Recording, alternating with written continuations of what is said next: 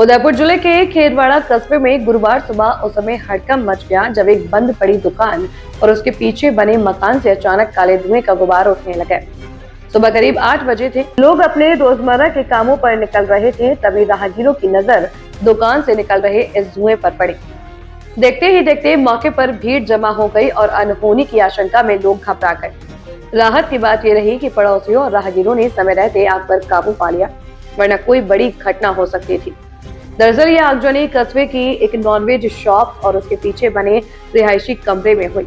जब लोगों ने दुकान के शटर और छत के पास से घना काला धुआं निकलता देखा तो तुरंत शोर मचाया।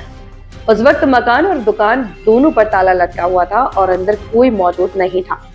स्थिति की गंभीरता को देखते हुए पड़ोसियों और वहां से गुजर रहे लोगों ने हिम्मत दिखाई और तुरंत दुकान व पीछे वाले मकान का ताला तोड़ दिया। जैसे ही दरवाजा खुला तो मकान के एक कमरे के भीतर भीषण आग लगी हुई थी और चारों तरफ काले धुआं था। कमरे में रखी लकड़ी की खाट और उस पर बिछे बिस्तर धू-धू कर जल रहे थे। आग की लपटें तेजी से फैल रही थी और कमरे में रखे दूसरे सामान को अपनी चपेट में लेने वाली थी। बिना वक्त गवाए लोगों ने बाल्टियों से पानी डालना शुरू किया। काफी मशक्कत के बाद आग पर काबू पाया गया और उसे घर के बाकी हिस्सों में फैलने से रोक दिया गया। जानकारी के अनुसार इस मकान में बद्रीलाल नाम का व्यक्ति किराएदार के रूप में रह रहा था।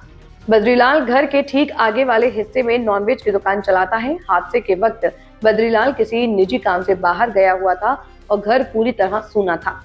गनीमत ये रही कि जब आग लगी तब अंदर कोई सो नहीं रहा था, वरना धुएं और आग की वजह से कोई बड़ी जनहानि हो सकती थी। बिस्तर और कमरे में रखा हुआ कुछ अन्य जरूरी सामान पूरी तरह से जलकर राख हो गया है।